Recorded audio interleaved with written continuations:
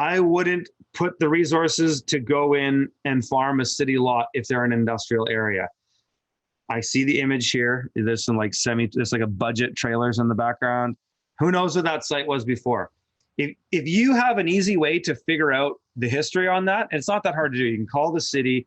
You can go into whatever your city's website is. Most city planning departments have a website, and you can go and just look at that site. You can geolocate that site, and you can find some data about that site. I don't know how your city's website's laid out, but in my city's website, I've done it. And I can find some historical information about that site. It's not that complicated to do.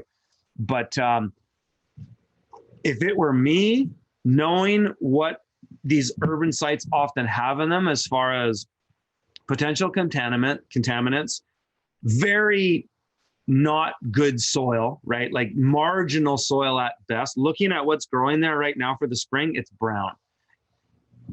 If it was green, unless you took that picture a long time ago or like in the fall or something, but if that picture you took is now and that's not green, that means that soil isn't very fertile. Just as a basic observation, of course you can dig deeper, and I could be wrong if you were to dig deeper and find some more information. But generally, if I see brown soil in the spring anywhere in North America, that's not a good sign. So that means you got a lot of soil building to do. So remediation, soil fertility problems. The other problem with industrial sites like this is they're often compact, hard, gravelly, crappy soil. So I could go on and on about why that soil is crappy. There's three main things there for you right there.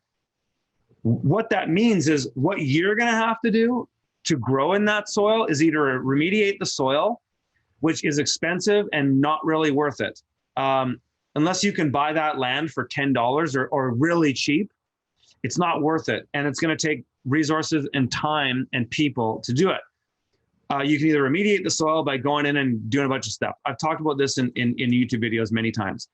The other way, the easier way that most urban farmers do it, at least urban farmers who are farming on brown fields or brown sites, what that is they just bring in new soil. So that's like the Will Allen technique, come in and just put tons of compost down and build up new beds. Again, a lot more resources. So in my opinion, with the times that we're in, it's not worth it to go and do an urban site like that.